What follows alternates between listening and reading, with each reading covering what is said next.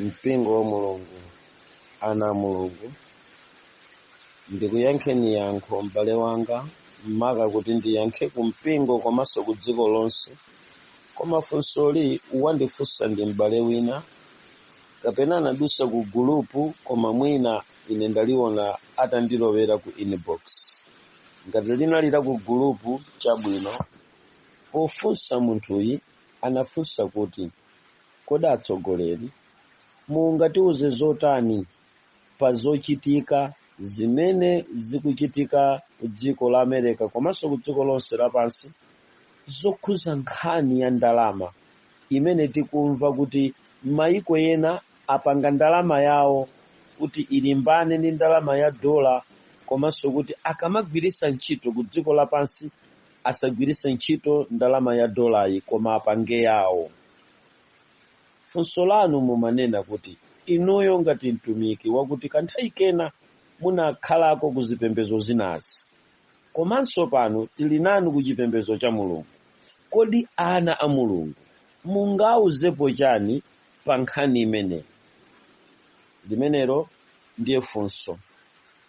Mwina mulimvese funsolo, kunja kuno ukuchitika chinthu china chake chotikhuza anthu tonse ku dziko lonse lapansi, ndicho kuti gulu lina laukira ndalama ya dola ya America. Ndiye mugulu limene laukira ndalama ya America ya imeneyi, kusogolo kwake kuli Russia ndi maiko ena ngati China. Ndiye maiko ena onse aku dziko lapansi otchuka ngati Irani ndi maiko ena amphamvu agwirizana zonena kuti pakhale ndalama ina, ndipo akuti ndalamayo apanga kale, ndalamayo yayamba kale kupita m'maiko mwina kukagwira ntchito, akuyivomereza ndalama imene.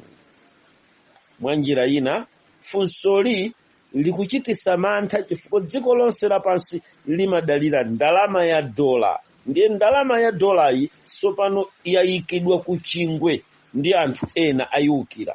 Ndiye kuukiridwa kwa ndalamayi, m'bale wofunsa akufunsa kuti kodi inuyo m'bale mukudziwapo chani za nkhani imeneyi, nanga mungatithandize chani kapena kutidziwisa chani?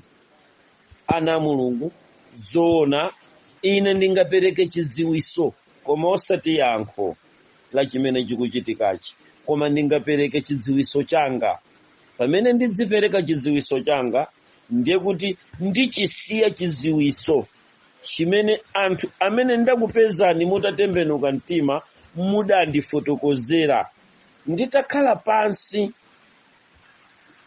pa mapazi anzanga achikhulupiriro cha Seventh Day ankandifotokozera za zirombo m'Baibulo, ndipo pofotokoza za zirombo America ankamutchula ngati imodzi mwa mfumu ya mphamvu komanso ngati imodzi mwa chirombo. Chimene iwo pondifotokozera ankanena kuti America ndi imene idzidzapereka mphamvu kwa mneneri wonyenga. Ankatanthauza kuti Vatican ndi America zikhala zikupasana mphamvu chifukwa America ali muulosi. Ambiri adalemba America muulosi, America muulosi, mabuku ofotokozera za ulosi okhuzana ndi America ndiye amachita apply mavesi ena aku Baibulo ndi kumutukula poyera nkumuonetsera kuti ndi superpower mpaka kubwera kwa Yesu. Ndizo zimene ine adandifotokozera. Mwina iwenso uli ndi chithunzi chomwecho. Koma tsopano liyamike kuti pamene mukandifunsa funso ngati limeneli, mundifotokozera kuti mwandipempha kuti ndiyankhe mbali yanga. Ndiye ndithokoza abale ndi alongo kuti nthawi zonse ine ndikamafotokozera zinthu poyankha, mwina kumva chichewa nkumene kumakuvutani, sindiphunzisa ndikafunsidwa, koma ndimayankha, ndipo poyankhapo ndimaopa kupanga mistake kuti ndipite ku Baibulo limene ndidakali pakati poti anthu akundiphunzisa kapena inenso mzimu wa Mulungu akundiphunzisa. Ndiye kuyankha kwanga kwa nkhani zimene mumandifunsa zikakhuza Bible ndimayankha monga mwa chidziwiso chimene Mulungu wandipasa ku Baibulo. Koma nkhanizo zikakhuza kuti pakufunika ndipereke chidziwitso cha mmene chipembedzo changa chakale chimayidziwira nkhaniyi, ndimayima kumbali imeneyo ndikufotokozera mosakometsa, koma mwakuti anthu mumve chindunji chake chimene ine ndikuchidziwa. Now, yankho lakubwera kwa ndalama ina, ine ndipereka chimene ndikuchidziwa nachi. Poyamba penipeni mpingo wa Mulungu kuti mukadziwe chimene ine ndikufuna kuyankha, ndiyambe kukufunsani funso kapena ndiyambe kukudziwisani kuti pofunsa ndifunse mawu akuti kodi inu anthu aku dziko lapansi, atumiki, aneneri, mabishopu, mapasta, maaposto ndi maprofetes aku dziko lapansi, gulu loyamba limene. Number 2, mandoda, mafumu, maprofesa ndi anthu ena nonse mu mpani wa anthu ophunzira, mabulutu, mbuli, akafucheche, anthu opanda akapuntha buye, anthu opanda kolowa, nonsenu mukamamva mawu akuti superpower, mumamva kuti mawu amene wawa ndi chani? Kodi lero nditakufunsani kuti superpower nchani?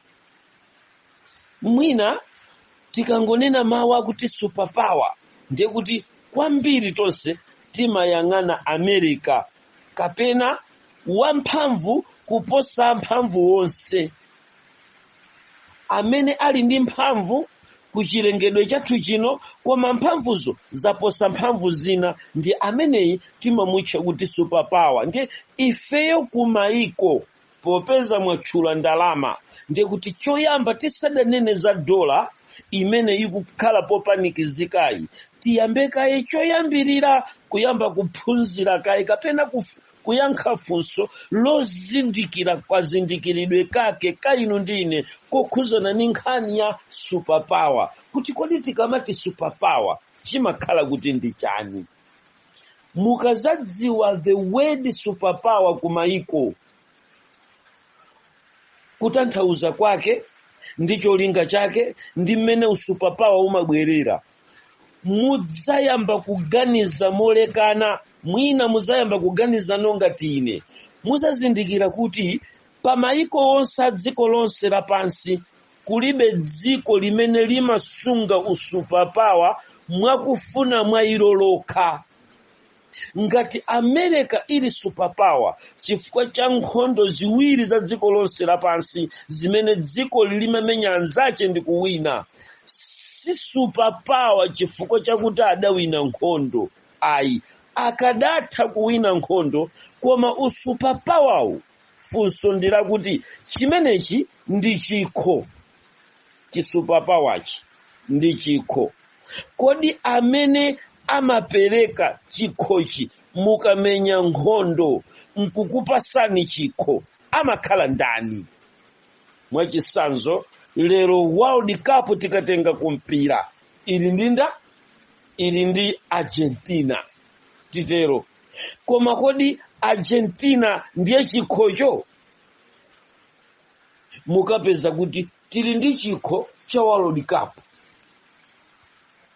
chimene anthu anachikonza.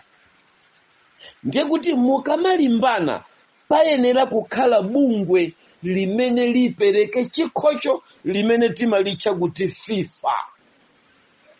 Now, amene amapereka usuperpower amatchedwa kuti UFO, an identified flying object, UFO. Amenewa ndi amene mukamaliza kumenya nkhondo amatenga chikho cha usuperpowercho ndi kukupatsani. Now, kukamachitika nkhondo ku dziko lapansi, nkhondo yachiwiri, akupasani umboni ndi kunena inewu. Pamene mukumenya nkhondo kuti yafika pachimake ndipo ikupita kukota yakuti nkhondo ikathe, kaya yasala ndi mwezi, kaya yasala ndi 3 weeks, kunkhondoko kumayamba kuonekera anthu a mtundu wa chilendo amene amatchedwa kuti ma UFO, amene amatchedwa kuti ma aliens. Pepani ndiye ma aliens amenewa ndi amene amapereka chikho ku anthu.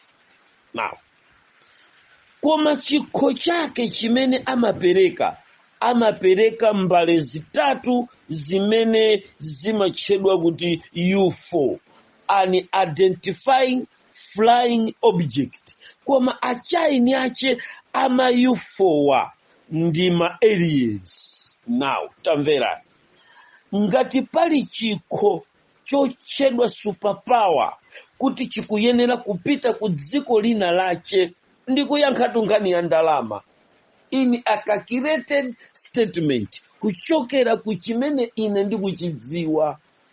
Musayiwale kuti ndikuyankhane ndi ex satanist 17 years ndikuchita diru ndi chipembezo cha Bala Peori. Chipembezo chanji ndikuchinena pamenepa, tikunena the divinity worship cha satanic ana Mulungu. Tamvera. Now, izi ndikuzifotokozera panozi zikupaseni chithunzithunzi chakuti Mulungu amene mumampembeza adachita ntchito yayikulu kwambiri pa moyo wanga kundiwombola, chifukwa kuntunda ndi kuyankhaku ndi kutali kwambiri kumene munthu sangafotokoze ngati akangonena kuti ine ndatuluka ku sataniki, ndili ndalama, ndachulukisapo ndalama. Sangayankhe, sangafotokoze zimene ndikunenazi. Yankho ndikukupasaniri mukalipeza kuma hierarchy achipembezo cha Satana, ndi okhawo amene anakhalapo mu cabinet ya Satana ndiyerekezi, ndi amene angakufotokozereni kumene kumachokera usupapawa. Suchokera mchipolopolo, sumachokera mmatanka, sumachokera mmanyukilia. Ayi, superpower imachokera kuma aliens, ndipo akamapereka iwowa amakhala akupereka tiziko ngati mmene timachitira World Cup, kuti tikanena kuti World Cup si Argentina, World Cup si Brazil, World Cup si Germany. World Cup ndi chikho chimakhala m'manja mwa FIFA. Mpingo wa Mulungu, ndikhulupirira kuti kuyankha uku kukupaseni chithunzithunzi chokwanira bwino kuti Mulungu wanu adawombola chinthu china chake pakati pa dziko lapansi. Ana Mulungu, tikuchokera kutali kozama kwambiri, koma ndi kutali kwa basi. Ukadakhala kuti Mulungu kulibe, Yesu Khristu sadafe pa mtanda, ndi imfa ndikukesa mwazi pa mtanda paja, ine chikhulupiriro changa nchakuti kunalibe kupulumuka, chifukwa stronghold ya kundima imene inandipanga hodi idafunika power ya padera imene ikadapanga dismantle the whole stronghold yawo ndikutuluka mwineyo. Anali wamphamvu Yesu, ndipo ndipatali kwambiri Yesu Khristu. Sindikufotokoza zimenezi ndi mantha, chifukwa maluzi achimene ndikuchiulula chilerochi amanena kuti munthu ameneyo aphedwe. Mukakanika kumupha, mukamtsekere ku maximum prison ku Guantanamo Bay, ndipo ku Guantanamo Bay ko akakhale ku condemned cell.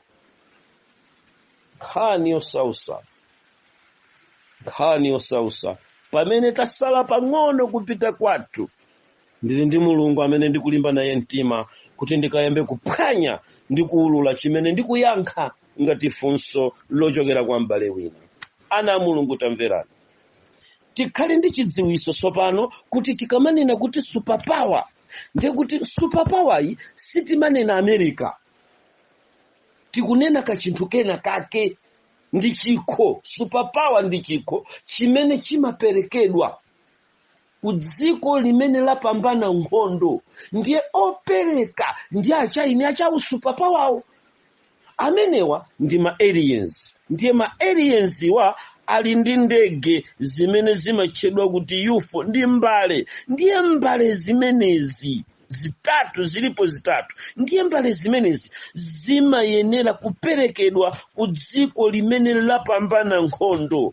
As I'm talking, komanso monga ndalankhula, ndakufotokozerani mu mfundo zanga kuti amene adamenya nkhondo yachiwiri ya dziko lonse lapansi, amene adamenya nkhondo yoyamba ya dziko lonse lapansi, ndi mboni za asilikali achilendo amene amakalowerera kukalikondera dziko limene akulifuna kuti alipase mbale zitatuli. Ndiye amene amabwera kuzathandiza nkhondoyo amatchedwa ma aliens. Anthu athupi ili amene adamenya nawo nkhondo, mupite m'makampumu mukafunse akakuwuzani kuti mwanayo akunena zoona.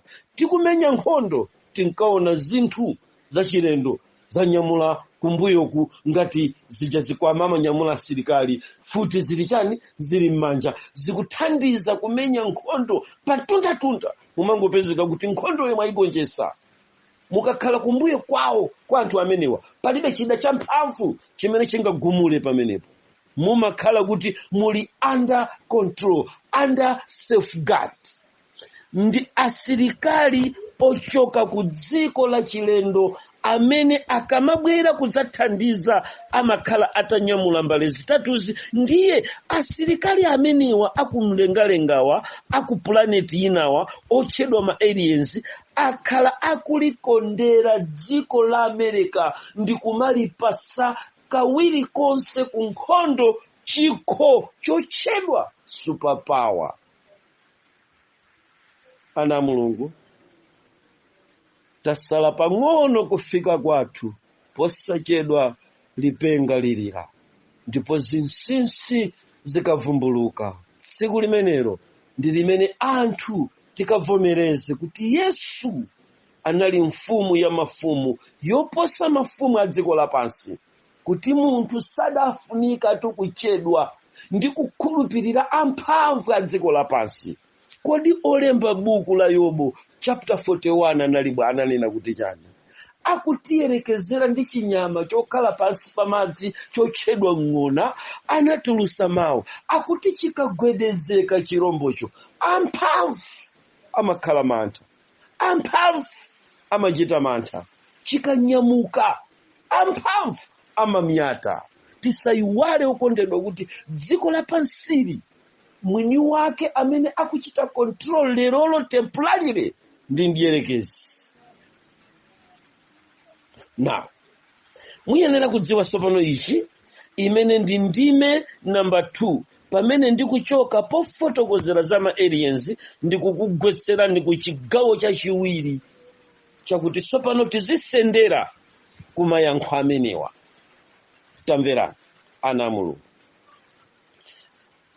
Mukafika pa mfundo yokhuzana ndi kugwa kwa ndalama imeneyi kapena kusokonezeka kwa ndalama imeneyi, ndimafuna mpingo wa Mulungu nditakufotokozerani kuti ufumu wa Satana umene tikuyembekezera kuti ubwera chama 2030, ndondomeko zawo ndi zakuti asazapezenso dziko limene lidzakhale kuti ndila mphamvu kwambiri, limene silizachitidwa linyu. Na kuchokera mu 2015 tinali ndi zaka 15 za m'manja mwa Satana ndiyerekezi zolikonzanso tsiko limeneli. Mudongosolo lija amalikambirana lotchedwa kuti shaping the world, amalikambirana kwa LCD lija. Ndiye pamene akudzapanga shape the world, sangachite shape the world pongobweretsa matenda, pongobweretsa zigumula, potilengera nyanja za sopano, kapena kutibweresera zinthu zolekanalekana zimene tikuzionazi. Ayi, sangatero osakhuza ndalama imene ikuchita control dziko lonse lapansi, na yonso ikufunika ichitidwe shape ndalama imeneyi. Ndi chifukwa chake za mphamvu zimene zimayang'aniridwa ndi Satana ndiyerekezi akunena kuti pamene akubweranso nkhani iyi ndinayimva mkhutu mwanga pa msonkhano wa 2004 pamene tidali ku General Conference ya chipembedzo cha Satana akufotokozera kuti padzafunika kuti zichotsedwe za mphamvu zonse. Ine ndimayang'ana ndi chidwi kuti kodi America nanga adzalamulirabe mpaka liti? Ngakhale zaka zonse ndayendazi ntatuluka chipembedzo cha Satana kuzafika lero ndakhala ndikuyang'ana ndi chidwi kuti nanga zija tidakambirana ku msonkhano ino tidakalikonko nsadatuluke. Kodi zimene zija anyamata amenewa azazipanga liti? Pamene ndikumva kuchosedwa kwa ndalama, dziwani kuti zaka 5 zapita kumbuyozo mphamvu za dziko la America zinali zitalandidwa ndi ma aliens. Ma superpower aja anabweranso ndi kudzatenga mayufo aja ndi kumapita nawo. Ndiye mmene anatenga mayufo ndiye kuti America amugwedeza pa nkhani ya nkhondo. Mundivomera ine lero America atati apite ku nkhondo sakawina mwachidule ngati mmene tikuganizira, chifukwa superpower yu zaka zingapo zapita kumbuyozi ma aliens anabwera kudzatenga kumusiya America ali pa epute.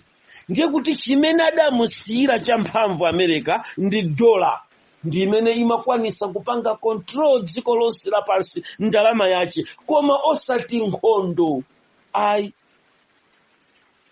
ana Mulungu tamverani. Kodi tikanena kuti anabwera kudzatenga chimachitika nchani? Ku dziko lonse lapansi lino kagulu kameneka kamene kamasunga chikho cha usuperpower kali ndi malo amene kamawadalira, amene anachita kumangidwa ndi anthu koma iwowa nkukapanga support, nkukalanda, nkumakakhala nawo pa malopa. Malo amenewa ali ku dziko lapansi lino amachedwa Area 51 ku America, kumene kumakhala Air Force ya dziko la America. Now, kumalo amenewa otchedwa Area 51 ndi kumalo kosausa kwambiri. Ulendo umene ife ngati anthu amene timayitsatira bwino nkhani ya chipembedzo cha Balapeoli, a divinity worship, imene mmapembeza zinthu zosaoneka ndi maso, zimene kumapeto kuno supano zayamba kudziwulula kuti zilipo, kuti wanthu azione, pamene Satana akuyembekezera kudzayika mpando wache at the light side, pamene tikuyembekezeranso kubwera kwa Yesu Kristu. Zinthu ziziyenda tonse ndi maso tiziziona. Now, pa nthawi imene tinkampembeza Satana ameneyi, tamverani, ineyo ngati munthu amene ndikufotokoza zinthuzi, amene ndinali ku high lake, sinafunika kukhala munthu wosadziwa za ma aliens komanso UFO. Chifukwa cha ichi ndinapasidwa mwayi ndi kuzindikira konse kokafika nawo ku Area 51 ku Air Force ya dziko la America, kumene ngati mukupitako mumayenera kaye kukambirana bwinobwino. Ndipo amene amalongosola zimenezi ndi gulu lina limene limachedwa kuti G2 intelligence la ku America. Now, kumeneku mukuyenera kuti mukuzindikira nyamata kuti ndi malo alipo ku dziko lapansi kumene America imapangira kwa training ya asilikali ankhondo za mulengalenga. Ndiye ma aliens adazisankhira okha kumachita diru ndi amenewa. Now, atazindikira munthu wina otchedwa Richard Manguzi. Tamverani ana Mulungu.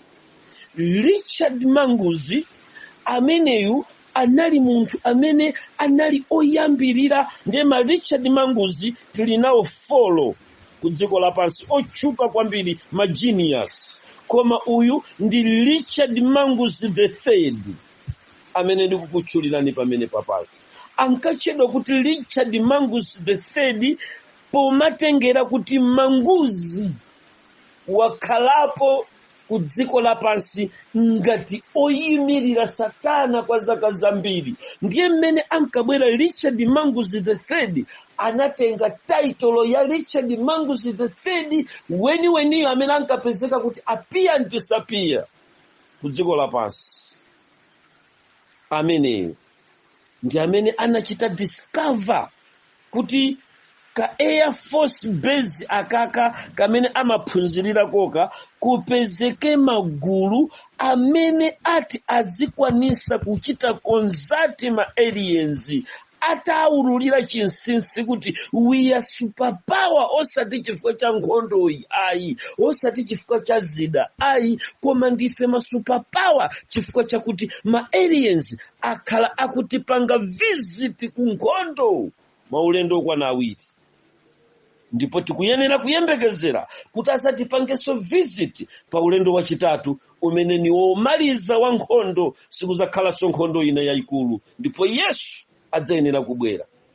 Na tamverani ana Mulungu, gulu limene lilachina Richard Mangus limene tsopano ife ngati anthu amene timayamba kuzindikira bwino za chipembedzo cha zinthu zosaoneka ndi maso, potipeza nafenso ngakhale mayina athu ndi wosadziwika bwino, tinayenera kukhala nawo mu hailake ya chipembedzo chimenechi, yozindikira nawo zinthu zimenezi.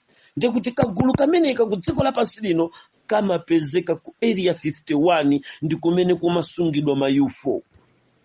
Ndidafotokoza kale nkhani imeneyi, ndiye ndikuthaweni pamene pasopano tibwere apa kamba kakuti amene amachita hodi usuperpower ndi ma UFO ndi ma aliensiwa, ndiye anapereka ma UFO amenewa akhala akukhalapo kuchokera nthawi imene kwachitika nkhondo ya dziko lonse lapansi yachiwiri. Ma UFO akhala akukhala ku area 51. Siku lina ndinalandira 10 follow yoyitanidwa ndi msungwana wina amene ankamutcha kuti Ane Jacobo. Ini yake wali nkulemba kwawo, koma ine ndikungomudziwa kuti anali Ane Jacobo. Tamene akubwera mmutu mwangamu, sindimuyiwala msungwana ameneyo. Adandipempha kuti andidulira tikiti ndikafike ku dziko la kwawo kuti ndikamperekeze, chifukwa ndi mtunda umene mmayenda pafupi 370 chakuti miles kuchoka ku tauni kupita ku nkhalango, ndikutali kwambiri. Ndi ku nkhalango imeneyo kuti muyende munsewumu mumachitika zinthu zosiyana-siyana, komanso mumapeza atajambula zinthu zolekana-lekana. Ndi malo ndi njira yochitisa chidwi kwambiri. Imayenda kuchoka mu dziko la America, kuchoka m'matauni awo kulowa m'mamidzi kuti mukafike kumene. Kuna poyenda ulendo umenewu, msungwana uyu Ane Jacobo akuti tiye mutiperekeze. Ndiye ndinamperekeza Ane Jacobo pokapanga kafukufuku. Kumeneko ndi kumene tinakapeza kuti tsopano anthu amene amakhala kumeneku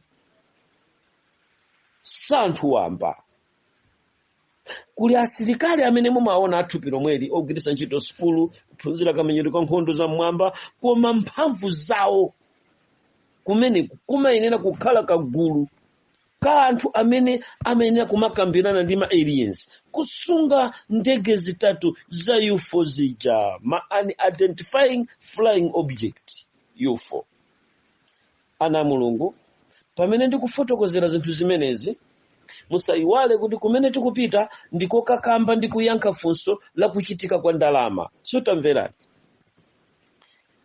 kamba kakuti tsopano mbalezi zinadzatengedwa zaka zingapo zapita kumbuyozo, ndiye mbalezi chaka chino zinabalalika, sizinabwerere kupita ku planet kumene kumakhala ma aliens ayi, koma anangozigawa kuzipanga split. Musayiwale kunena kuti buku la Daniel chapter number 2 limatiuza za kubalalika kwa doti ndi chisulo limene limatanthauza kuti sipadzakhalanso kugwirizana. Anthu adzabalalika ku dziko lapansi, sipadzakhalanso mgwirizano.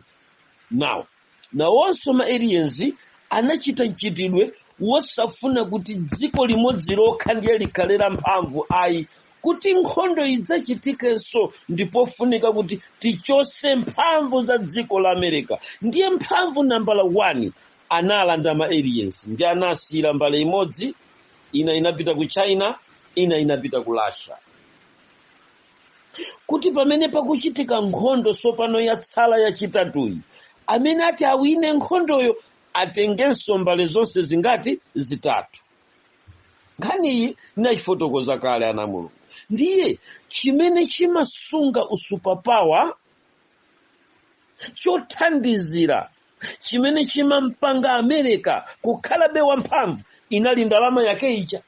Ndiye ngakhale anamulanda izi, timamuonabe kuti America ndi otchuka ku dziko lonse lapansi. So malingana ndi zokambirana za chipembedzo cha Satana, zochosaso mphamvu za amphamvu ku dziko lapansi, panafunika kuti champhamvucho chichosedwe. Ndiye zokambirana zinachitika ngati si Oktoba, ndiye kuti ndi September chama 1820 pa LCD. Zokambitsana kuti chichitika chaka chino, ndipo Oktoba anasayinira kugwetsa ndalama ya America. Koma pofotokozera ine ndinanena kuti koma Oktoba, kunena Oktoba ya chaka chatha, kuchitika chinthu china. Zinali zinthu zoti ndaziona ku LCD, si uneneri fotokoze pano, koma ndaziona ku LCD kuti zichitika ku dziko, ndipo ndinanena koma Oktoba kuchitika chinthu china chache. Hawa Satana bwanja amaona ku LCD ameneyu sanamalizike sanatuluke. Ayi makosana, tamverani. Munthu amene anagwira ntchito ku banki akhoza kukuza ndi chinsinsi cha manambala wena mpaka pamene manambalawo atasinthidwa. Sandiponyere kunja, tamverani ana Mulungu. Popeza izi zinagawidwa, ndi kuti ndalamanso ikuyenera kulandidwa. Ndiye mmene ankakambirana kuti ndalama ya America idzayenera kuti ichosedwe pabwere ndalama ina, kuti ithe mphamvu kaye. Ngati idzafunenso kubwerera pa usupapawa ndalamayi, pakufunika pachitike kaye World War 3, nkhondo ya dziko lonse lapansi yachitatu. Ndiye ine mukandifunsa kuti kodi mukutiuza kuti nchani, ndikufuna ningokuuza ndi kuti kugawana kwa mphamvu za ndalamaku ndi kukonzekera kwa nkhondo yachitatu ya dziko lonse lapansi. Ndiye yankho langa limene. Ana Mulungu, ziwani kunena kuti kuchokera nthawi imene tidayamba kukhulupirira, zinthu sizili monga mmene tidayambira. Lendo wathu tikukocheza kotero kuti mpingo wa Mulungu tikadatukula diso lathu ndikuyang'ana kumwamba ndi chidwi chonse, ndikuyang'ana pa Ambuye wathu Yesu Khristu, akadatipasa mavumbulutso, ndipo mpingo ukadakhala pamene ana a Mulungu akusindikizidwa zisindikiziro. Nthawi ino imene Mulungu akuchita siru mpingo wake, na zonse dziko lapansi likuyenera kusintha monga mmene likhoza kusinthira. Imeneyi ndi gawo loyamba la mmene Satana adanenera kuti adzayenera kulanda mphamvu za mayikowa nkuzabwezeranso. Ndipo awa amene amasunga chikho chofanana ndi cha World Cup chimene chimatchedwa kuti chikho cha usupapawa, adzaperekanso chikhochi, akafuna ku America imweyo, akafuna ku Japan, ku China, akafuna ku Russia. Koma zipwirikiti ziyenera kumenya America. America ayenera kumenyedwa ndi zipwirikitizi. Now, tamverani ana Mulungu. Pamene tikuziona ngati amphamvu, Bible limati pamene muli chilili, amene ali chilili aziyang'anire kuti angagwe. Dziko la America likuyenera sopano mbali inayi ya Mulungu nalonso kulandira chilango. Chifukwa chake ncha musayiwale kuti dziko la America ndi limene lina liloyambirira kuvomereza Sodom and Gomora, kuvomereza ugay. Ndi dziko la America limene lakakamiza matchalichi mpaka na mpingo uchamu kuti ndi wotsala kuti uyambe kulemba ntchito abusa achikazi okhaokha, abusa achimuna okhaokha, nena maukwati kwalola kuti akhale mipingo mpaka na mipingo yosala amene achita force ni maiko dziko la America. Now chifukwa cha umoyo umene wapanga uwopezeka kuti ndi kuvomereza ugay, Mulungu akuyenera kunkhalisa wabwinja ndi kunkhazula-khazula. Ndiye kuti mbali zonse ziwiri America alibe popumira. Kusataniki kwawoko akumusinthira maudindo. Mukukumbukira ndanenapo kuti pano tikuona crown ya Britain ya Queen yalandidwa. Pano taonani papa ndikafotokoza mu LCD ngati mungakumbukire bwinobwino kunena kuti zinthu za mphamvu zikulu zikuyenera kuchosedwa. Ndiye ndondomeko ndinkafotokoza ija kuti ndaona ku LCD tamverani apa chinalozina kinka akuonesa anthu, taonani papa akunchosa pulopotable bibliofeka ikuwerengedwa. Zinthu zonse zija tikazifotokozera zija zinali including kuchosa mphamvu ku dziko la America. Sipakufunika pakhale wamphamvu, ndi chifukwa chake ikutchedwa kuti New World Order. Ngati America dola yake ingakhale pompo, ndiye kuti World Order ya nyuwani singachitika. Chifukwa mukamanena kuti New World Order, simumachita order popanda ndalama, paina kukhala ndalama imene ikulamulira. Ndiye New World Order mukuganiza kuti ikanachitika ndalama ili pompo ya America imene imalamulira dziko lonse lapasi, imene inayima ngati mulungu wa nthawi yapasi pano, itayimirira ndi pyramid yake, ikanakhala ili pompo, diso lili pompo, the whole scene aye ikanena kukhala pompo, ichitika mota. Koma na Yesu Mulungu pofuna kunkhazika wa usiwa malinga ndi ulosi America ndalama ina kukhala pompo. Ndiye kusintha kwa zinthu zimene zana Mulungu. Tachoka nikoni ku uchimo. Yesu asala pang'ono kubwera msalatu ino. Akusiyani twambuye, akusiyani zanu bachimwana, koma mutsala nditu makani mutsala. Nthawi zina muzimverako zonena za anthu ena, muzimverako zonena za mabulutu. Amakhala nthawi zina Mulungu atatuma kuti akachenjeze. Inetu pano ndikuchenjeza kuchoka kwa ndalama ya America kapena kubwera kwa ndalama ina ya mphamvu, ndikuyandikira kwa kubwera kwa Yesu Kristu ku dziko lapasi. Mverani, kuchokanso kwa ndalama imeneyi ndikusintha kwa dongosolo linolo. Ndiye kuti sopano tafika pa chimake penipeni pakuti posachedwa tilowe latu mu New World Order. Woyipa uja akubwera kuti azatenge dziko lonse lapasi. Kodi akamabwera Satana ndiyerekezi kudzachita okopai mpando wa dziko lapasi, azakupezani inu muli pati?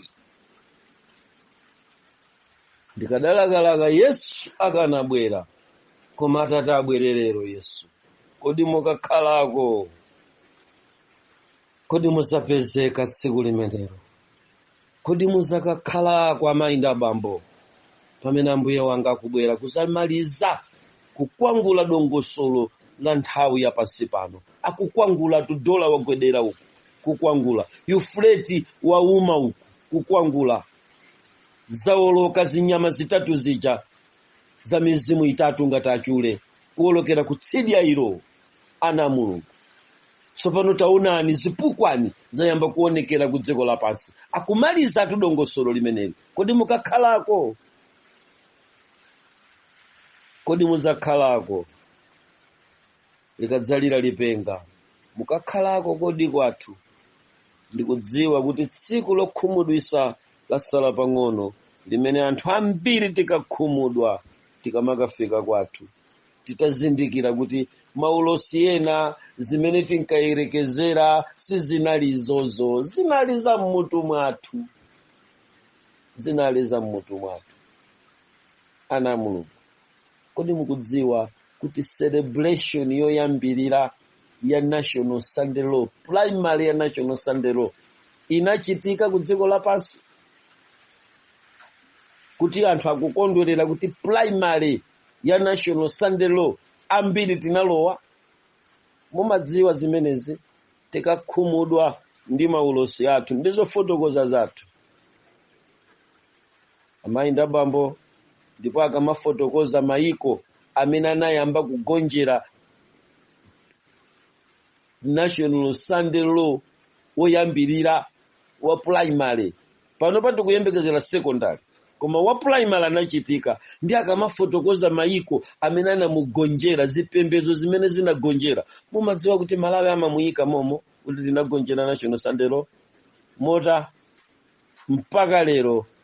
Sunday muzilowa town muzimuona, Sunday muziona town imakhala ili chete, ophunzira osaphunzira, a7 Anglican, amboni azio, tonse tikangofika Sunday timapuma tonse osapita soku chalichi,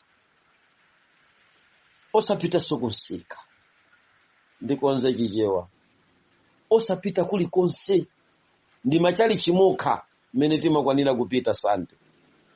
Koma Sandero limakhala lili lotani, kumakhala kuli bwanji popeza Sunday ndi dziko lonse lapansi anthu amapuma, kumakhala kuli anthu akulowa mu National Sunday Law pang'ono anakondwerera kale chikondwerero choyamba. Zinsinsi zinachitika kale kuti anthu anayivomera National Sunday Law.